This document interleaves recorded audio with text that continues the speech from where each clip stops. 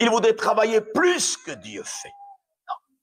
Ils disent, frère, moi j'ai eu l'occasion de voir des frères qui m'ont dit, frère, je fais tellement de réunions par semaine que j'ai plus le temps de prier.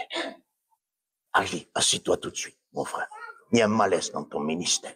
Parce que si tu fais plus de réunions que d'intimité, il y a un désordre.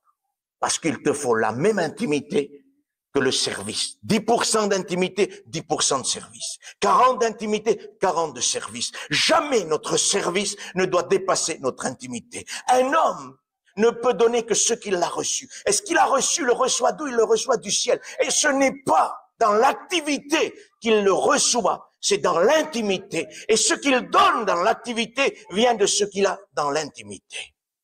Je disais ça l'autre jour. Quand vous venez sur l'estrade pour chanter ou pour prêcher l'évangile, vous ne venez pas tout seul. Vous amenez ce que vous êtes. Est-ce que vous comprenez ce que je veux dire?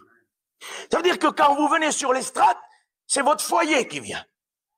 C'est vos enfants, c'est votre femme, c'est vous-même. Vous amenez ce que vous vivez chez vous.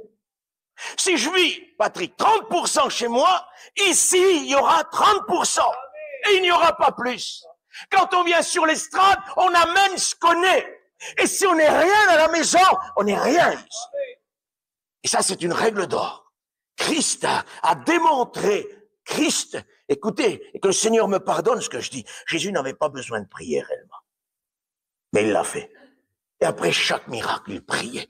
Avant le miracle, il priait. Il nous a démontré qu'il faut une vie d'intimité.